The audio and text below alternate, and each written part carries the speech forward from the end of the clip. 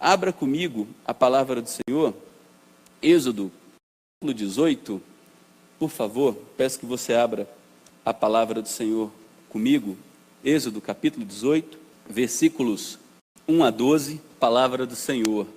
Ora, Jetro, sacerdote de Midian, sogro de Moisés, ouviu todas as coisas que Deus tinha feito a Moisés e a Israel, seu povo. Ouviu como o Senhor trouxera Israel do Egito.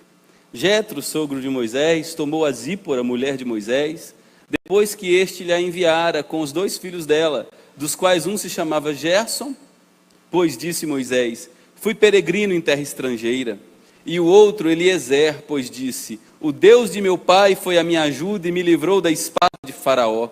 Veio Jetro, sogro de Moisés, com os filhos e a mulher deste, a Moisés no deserto, onde se achava acampado, junto ao monte de Deus, e mandou dizer a Moisés, eu, teu sogro Jetro, venho a ti com a tua mulher e seus 2 filhos. Então saiu Moisés ao encontro do seu sogro, inclinou-se e o beijou. E indagando pelo bem-estar um do outro, entraram na tenda. Contou Moisés a seu sogro tudo o que o Senhor havia feito a Faraó e aos egípcios por amor de Israel, e todo o trabalho que passaram no Egito, e como o Senhor os livrara. Alegrou-se Jetro de todo o bem que o Senhor fizera a Israel, livrando-o da mão dos egípcios, e disse, bendito seja o Senhor que vos livrou da mão dos egípcios e da mão de Faraó. Agora sei que o Senhor é maior que todos os deuses, porque livrou este povo de debaixo da mão dos egípcios, quando agiram arrogantemente contra o povo. Então Jetro, sogro de Moisés, tomou holocaustos e sacrifícios para Deus, e veio Arão e todos os anciãos de Israel para comerem pão com o sogro de Moisés diante de Deus. Esta é a palavra do Senhor.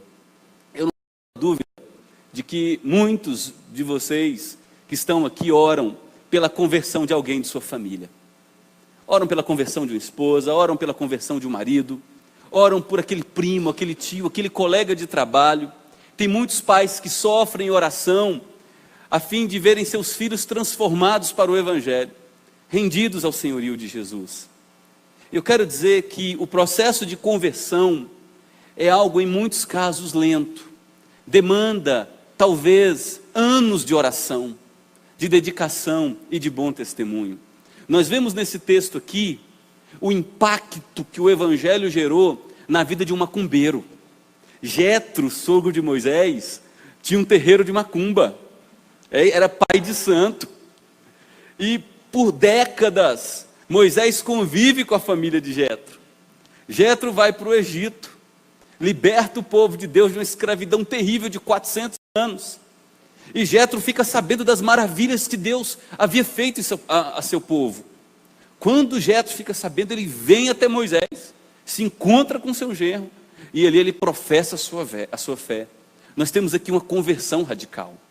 E é importante a gente perceber o que levou esse homem a experimentar uma transformação tão radical em sua vida. Existem basicamente 3 tipos de conversão. Tem a conversão que a gente pode chamar do Deus falso para o Deus verdadeiro. Essa é a conversão radical. Gente que liderava terreiro de macumba, gente que era rezadeira de terço, gente que se curvava diante de imagens, gente que era ateu professo. São conversões radicais. Gente que semana queria ir aqui no João de Deus, pertinho de Anápolis, para passar por um passe, fazer alguma cirurgia mística. Esse é um tipo de conversão. É a conversão do Deus falso para o Deus verdadeiro. Os olhos se abrem e uma ruptura radical é estabelecida para o senhorio de Jesus Cristo. Um outro tipo de conversão é o domínio do eu para o domínio de Cristo. Muita gente, às vezes, está há anos na igreja, mas o coração não está conectado ao Evangelho. Não se rendeu ainda ao senhorio absoluto de Jesus Cristo. Render-se ao senhorio de Jesus significa dizer, meus sonhos, projetos, ideais para o amanhã, todos rendo a Ti, entrego em Tuas mãos. E a partir do momento que você se rende ao senhorio de Jesus Cristo, começa uma caminhada diária de mortificação do eu, de carregar a cruz, que nada mais é do que abrir mão de seus próprios interesses para submeter-se aos interesses de Jesus Cristo. Um terceiro tipo de conversão é a conversão do bolso, Um bispo anglicano já dizia que o bolso é o último a se converter e o primeiro a esfriar. Tem muita gente que goza de todos os benefícios que a igreja local oferece. É abençoada, sua família é extremamente abençoada pelas pregações, as orações de fiéis, de gente santa. Mas ela não entende que seu bolso, suas finanças, suas propriedades, tudo aquilo que ela tem foi dado por Deus para que ela administre para o reino. Ela é um mordomo de Deus. As finanças existem para plantar igrejas, ofertar para a obra missionária, cuidar de missionários, acolher quem sofre e ajudá-los em suas necessidades. Isso também é um tipo de conversão absolutamente radical. Dito tudo isso, vamos estudar alguns princípios que esse texto de Êxodo 18 nos traz, sobre como a gente pode influenciar nossos amigos e parentes, a fim de levá-los a Cristo. Porque é isso que acontece com Jetro. É sogro de Moisés, parente de Moisés, e nós vemos aqui a conversão radical de um pai de santo, de um dono de terreiro de macumba. E o primeiro princípio que a gente aprende nesse texto, nos versos 2, 3 e 7, é que precisamos manter uma relação amigável com os nossos amigos e parentes. Quando Jetro chega até Moisés, o texto diz que Moisés se inclina, Moisés o beija, Moisés o trata com carinho.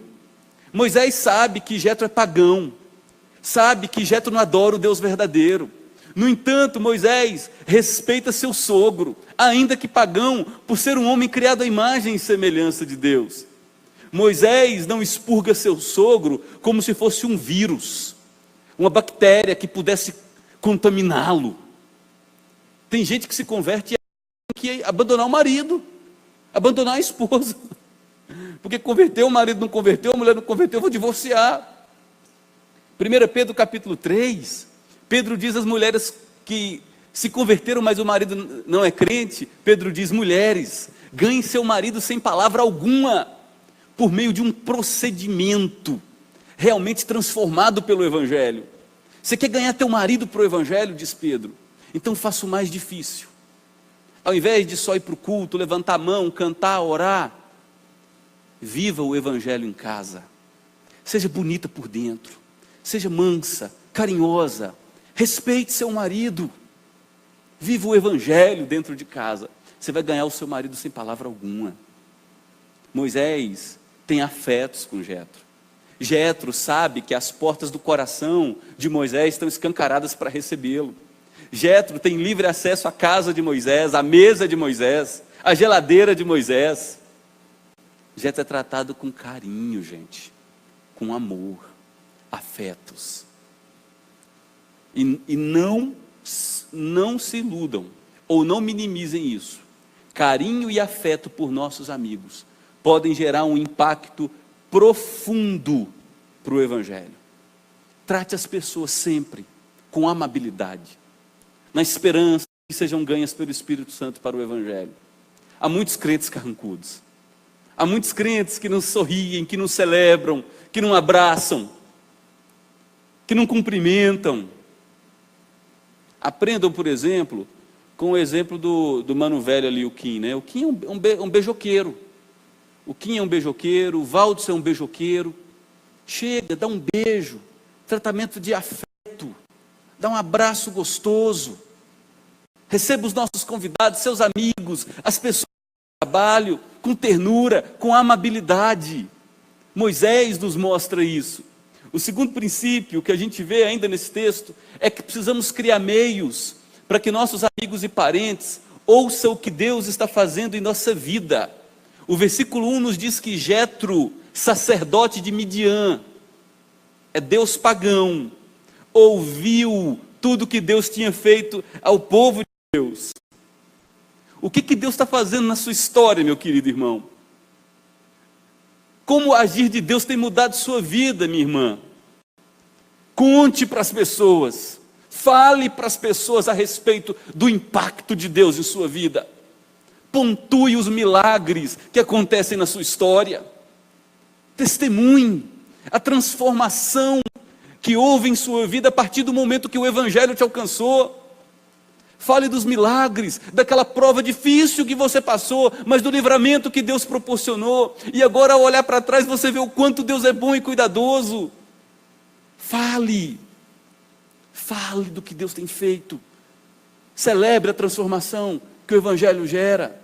Há um livro chamado Mais Que um Carpinteiro, de Josh McDowell. Ele conta a história dele, uma biografia, e ele diz que na infância teve sérios problemas com o pai alcoólatra, brigas homéricas com a mãe, e ele cresceu presenciando aquilo, e cresceu com seu coração profundamente distante, amargurado do seu pai. E Josh McDowell conta que na casa dos 30 anos, foi encontrado pelo Evangelho da Graça, foi transformado por Deus. E ao estudar as Escrituras, ao orar e ao ser trabalhado cirurgicamente pela graça de Deus, foi convencido de que precisava se reconciliar com seu pai. Ainda que seu pai tivesse lhe feito muitos males. Com muita dificuldade, e depois de muito joelho dobrado, ele procura seu pai, afundado na miséria e no alcoolismo, e diz: pai, nós precisamos conversar. Jesus Cristo mudou minha vida, e Ele me mandou estar aqui. Eu quero dizer que o Senhor fez muito mal para mim, assim, assim, assim, assim, e eu preciso dizer que eu te perdoo de todos eles. E eu quero também te pedir perdão, porque eu sei que enquanto alimentei a amargura, não fui um bom filho. Eu também fiz muito mal ao Senhor. Também quero confessar meus pecados e pedir perdão. O pai, em lágrimas, ele conta no livro Mais Que um Carpinteiro, e diz: meu filho, aonde é a igreja que você frequenta? Porque eu preciso conhecer esse Deus que mudou a tua vida. Fale. Fale dos milagres, da ação de Deus, do cuidado de Deus, dos livramentos, do sustento diário com a tua casa. Não deixe de celebrar. Fale dos milagres que você vê acontecendo o tempo todo, de gente sendo salva. Testemunhe. Crie e-mails para que seus amigos e parentes ouçam o que Deus está fazendo em sua vida. Como a gente celebra, né? Nós celebramos as férias, celebramos a aprovação do vestibular, no Enem dos nossos filhos, celebramos quando o nosso rapaz passa no concurso, celebramos tudo. Celebramos o aniversário de 15 anos da nossa filha, celebramos a aposentadoria. Comece a celebrar as vitórias que Deus proporciona à sua vida, o fim de um semestre. Faça um culto de ação de graças para a tua família, sem muita pompa, aquilo que você tem na sua casa. Diga: olha, hoje eu só quero dizer que eu te recebi aqui para agradecer a Deus. Eu quero compartilhar contigo que Deus tem me sustentado até aqui. Você sabe essa crise infernal que está devastando o nosso país e gerando tantos milhões de desempregados? Eu quero dizer que Deus me sustentou até aqui. E aos trancos e barrancos, Ele tem levado minha vida por graça. E eu quero compartilhar isso contigo. Simples. Moisés, um terceiro princípio que nos ensina, é que ele trata com respeito e amizade o seu sogro. Trate com respeito e amizade as pessoas ao seu redor. O verso 7 nos diz que quando Jetro chega, Moisés se inclina e o beija. Se inclinar é sinal de respeito, de reverência às pessoas mais velhas. Beijar é sinal de afeto, de estima, de carinho. Moisés faz isso com seu sogro. Depois eles entram para a tenda. Vem cá, meu sogro, você tem livre acesso à minha casa. Você pode entrar na minha casa. Muita gente não recebe pagão em sua casa, incrédulo, ímpio, porque acha que algum demônio vai entrar em sua casa. Meu querido, demônio não vai entrar em sua casa se o pagão entrar em sua casa. Agora, Deus pode entrar no coração do pagão, se o pagão entrar na sua casa e for recebido com amor e afeto. Lembre-se disso. O demônio não vai entrar na tua casa se pagão, ímpio entrar na tua casa. Mas Deus pode entrar no coração do pagão se o pagão entrar na tua casa e for recebido com carinho, com amor, com afeto. Receber braço estendido para a amizade. Sabe o que falta demais na nossa cultura? Afeto. Tem muita gente morrendo solitária, raquítica de afetos. O abraço, o ombro entregue. Como é bom, né? Se encontrar com aquele amigo de verdade, que é amigo de verdade. Ele encontra com você fortuitamente, no meio da semana, no meio da rua. Ele para, olha em seus olhos e diz: como você está? Eu estou bem. Aí põe a mão no seu ombro, continua olhando nos seus olhos e pergunta: tudo bem, mas eu quero saber como você está. Isso pode gerar um impacto profundo na vida das pessoas que nos cercam. Parar um pouco para ouvi-las, para olhar nos olhos, para conversar. Toque. Falta toque. Abraço, pegar. Comece a fazer isso. Com irmãos de fé. Aqui a gente é uma família. Muitas vezes não parece. Mas comece a fazer isso. Comece a pedir para Deus lubrificar as suas articulações que estão enferrujadas, para levantar o braço e abraçar. Estender as mãos. Comece a treinar seus olhos, para olhar nos olhos e perguntar: qual é teu nome? Você é novo na cidade? Qual é teu telefone? Posso te inserir aqui e te mandar uma mensagem quando tiver um encontro para os homens, quando tiver um encontro de oração para mulheres, quando tiver um Desperta Débora, quando tiver um encontro para famílias? Posso te mandar mensagem? Você me dá essa permissão? Laços de amizade vão se formando de coisas simples assim. Moisés demonstra interesse. Entra na minha casa, vamos conversar. Como é que o senhor está? O texto no versículo 7 diz que eles perguntaram sobre o bem-estar um do outro. E eles têm intimidade. Um outro princípio que a gente aprende é que Moisés deixa que as coisas de Deus marquem sua experiência pessoal. O verso 3 nos diz que Jetro traz os 2 filhos de Moisés até Moisés.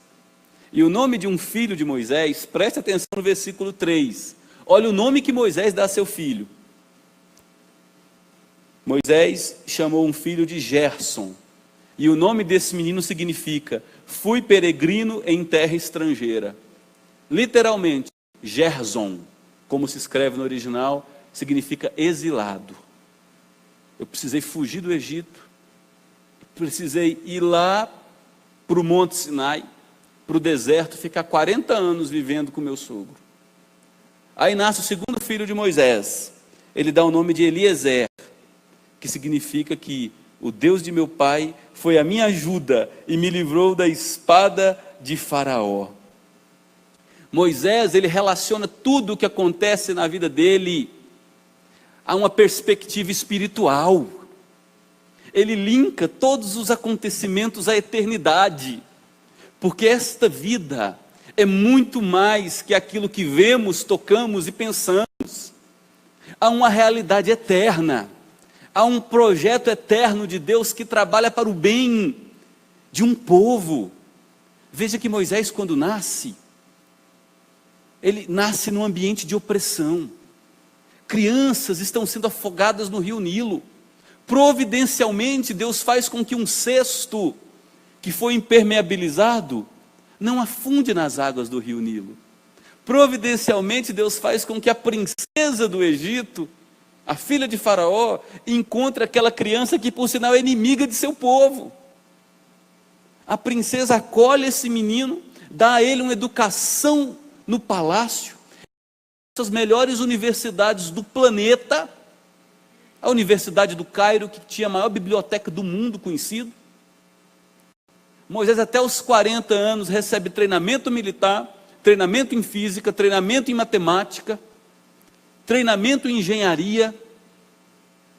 Deus está preparando esse homem para o grande desafio que ele teria aos 80 anos de idade. Linke todos os detalhes de sua vida à eternidade. Eu e você não somos fruto de geração espontânea. Nossa vida não está entregue ao acaso, à pura sorte. Há um Deus que coordena a história e faz com que todas as coisas, inclusive as que são difíceis aos nossos olhos, cooperarem para o nosso bem, o bem daqueles que amam a Deus. Então comece a enxergar todos os momentos de sua vida como de fato ele é, a manifestação do agir providencial de Deus, para te levar a ambientes cada vez mais próximos dele, a cumprir o propósito dele para a tua vida, e celebre isso. É isso que Moisés faz com seu sogro. Ele pluga os acontecimentos da vida dele à eternidade. Jetro, eu preciso te contar. Deus me aparece no meio de uma árvore que está pegando fogo, e o fogo não consome essa árvore, e eu tenho poderes que Deus me dá por sua graça, e eu vou para a maior potência do planeta, com o exército mais bem equipado, com a maior tecnologia da época, e o Senhor precisa ver quando eu chego lá. É uma manifestação miraculosa atrás da outra.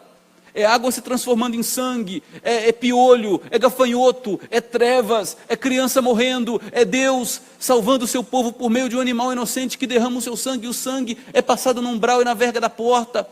Depois a gente passa pé enxuto, o mar vermelho, e no outro dia de manhãzinha a gente vê a maior potência planetária morta na beira da praia. A gente vê os cavalos boiando, roda dos carros de Faraó para cima na água.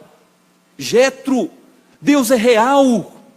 E a que Moisés vai compartilhando sua fé com seu sogro, o coração de Jetro parece que vai entrando em crise, porque é sacerdote de um Deus falso, serve a uma ideologia de mentira, as promessas para a sua vida não são cumpridas, nenhum sonho seu é realizado.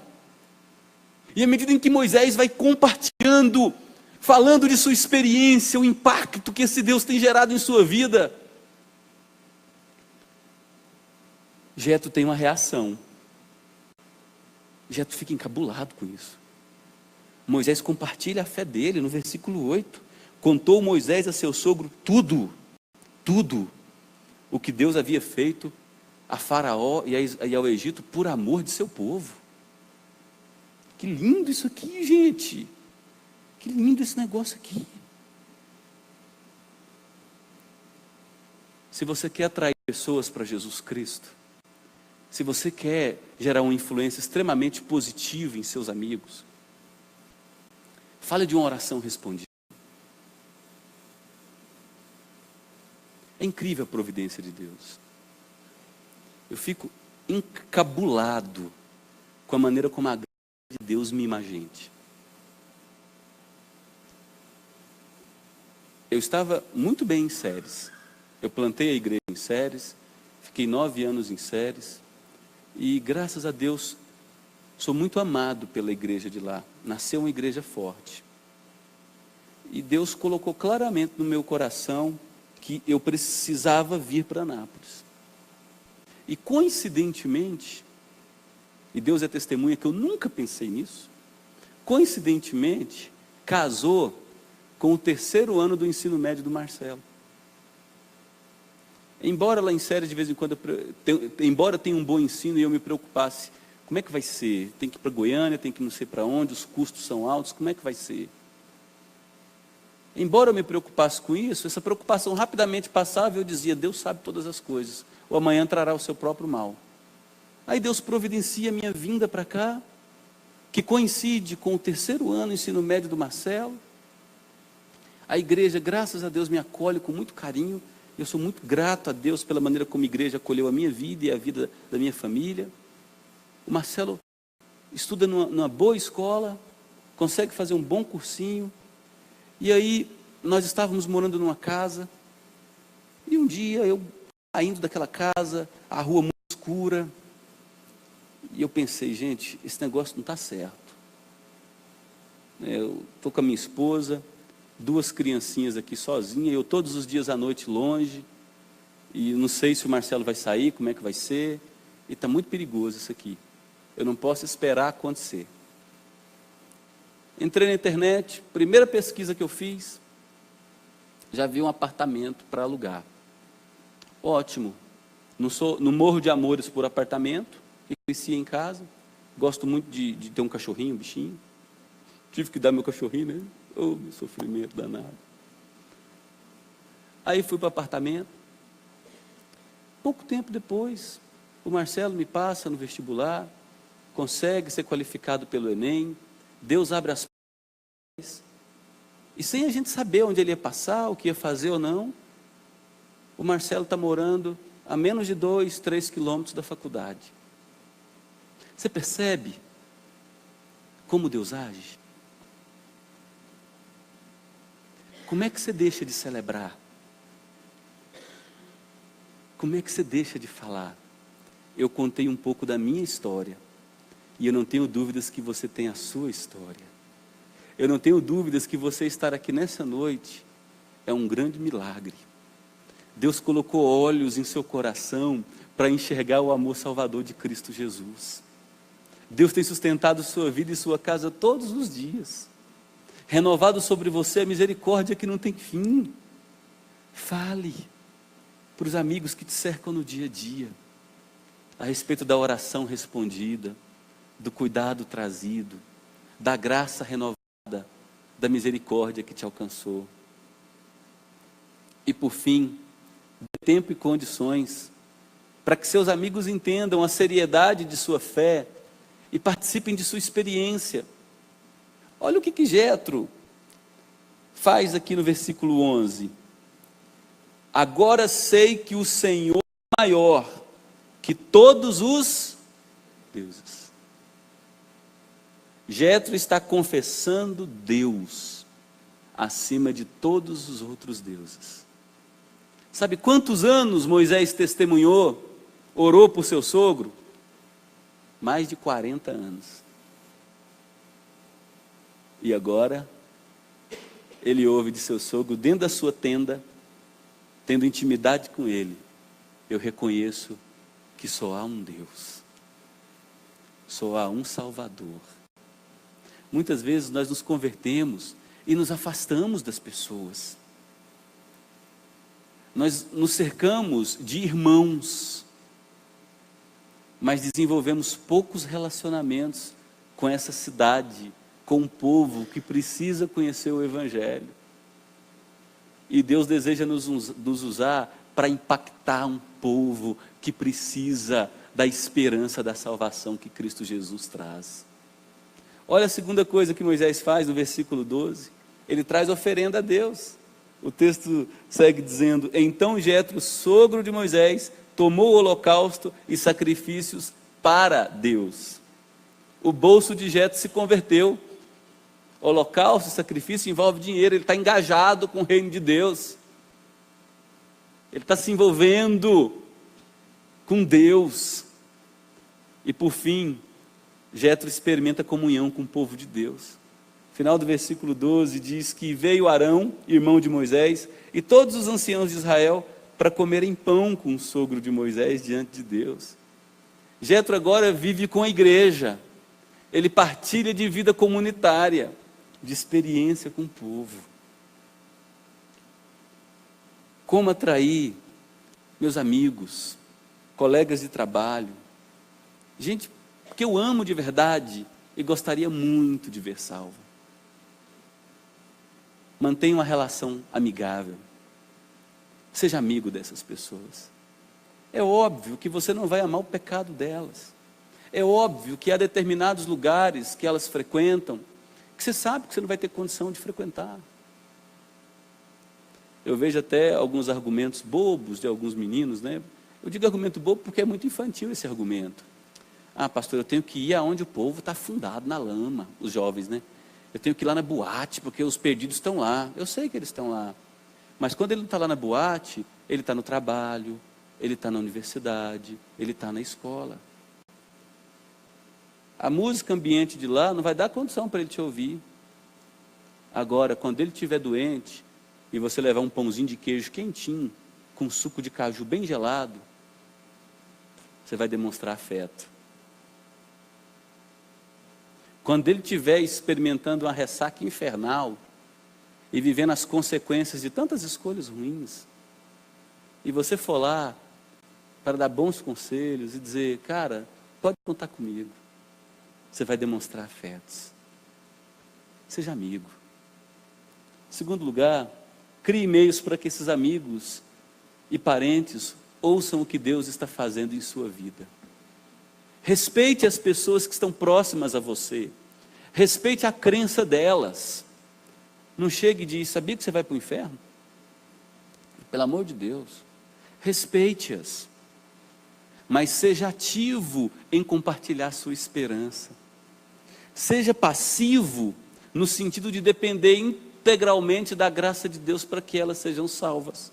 Mas seja ativo em compartilhar os mimos que Deus tem dado a você diariamente. Trate as pessoas ao seu redor com respeito e amizade. Seus colegas de trabalho, as pessoas de sua casa, seu marido, se ele não foi ganho para o Evangelho, sua esposa, seus filhos. Como nossos meninos precisam ver o Evangelho sendo vivido por seus pais. Como? Deixe que o agir de Deus marque sua experiência pessoal. Conecte tudo o que acontece na sua vida ao agir eterno de Deus. Porque tudo tem a ver com eternidade. Nós não somos fruto de geração espontânea e nem entregues à sorte e ao acaso. A providência de Deus conduz nossa jornada. E por fim, dê tempo e condições para que seus amigos e parentes entendam a seriedade de sua fé e participem de sua experiência. Deus tem o tempo de cada coisa. Eu lembro que quando eu me converti, eu disse, Deus, vai ter uma caminhada longa aqui, porque eu e minha casa serviremos a Ti. Na outra semana, um monte de gente na minha casa ficou possessa. É isso mesmo, possessa, possessão demoníaca. Se você não acredita nisso, eu quero dizer que você não sabe que o diabo é verdadeiro, viu? Não é ficção nem mito, não. Eu estava no sofá da minha casa, menos de 10 dias de conversão, lendo a Bíblia. Conversão faz isso, gera um amor pela palavra de Deus. E minha mãe vem enrolada num lençol. Passa pelo corredor, vai até a sala, onde eu estava sentado, senta do meu lado. Eu olhei assim e disse, que estranho, minha mãe está com lençol e com álbum de fotografia nas mãos. E ela foi folheando. E à medida que ela ia passando pelas fotos, ela ia pondo a mão, chegou numa foto minha, ela disse assim, eu gostava muito dele, mas ele não está comigo mais. Passou mais uma página, tinha uma foto da minha irmã. Eu gosto muito dela. Passou mais uma página, tinha uma foto da minha mãe com meu pai.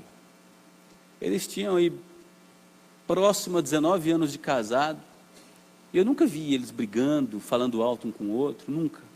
Com 19 anos de casado. 19 para 20 anos. Passou, chegou na foto da minha mãe e do meu pai, disse assim, ela não é feliz com ele. Eu vou separar os dois. No outro dia, o inferno entrou dentro da minha casa. Menos de 2 anos depois, meu pai estava saindo de casa, para nunca mais voltar. E eu lembro que eu fui para o seminário, minha mãe ficou, e no último ano, olha a providência de Deus, no último ano do seminário, no 4º ano, a igreja em Séries me convidou para ir de 15 em 15 dias para lá, com tudo pago pela igreja, para eu fazer programações e estar com jovens. Nesses 15, a cada 15 dias que eu ia, final de semana sim, final de semana não, eu ficava com a Raquel, já casado, hospedado na casa da minha mãe. E por 1 ano, fim de semana sim, fim de semana não, tendo a oportunidade de falar com muito amor, carinho, o que Deus estava fazendo em minha vida, como Deus estava conduzindo minha história.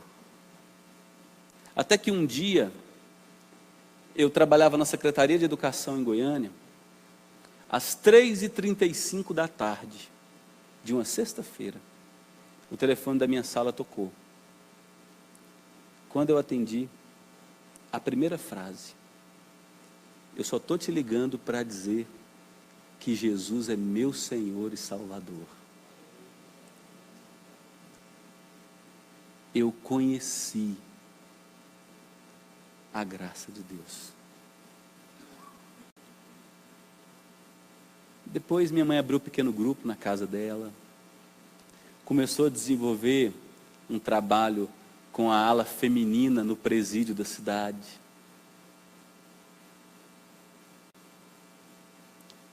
Depois minha irmã se converteu.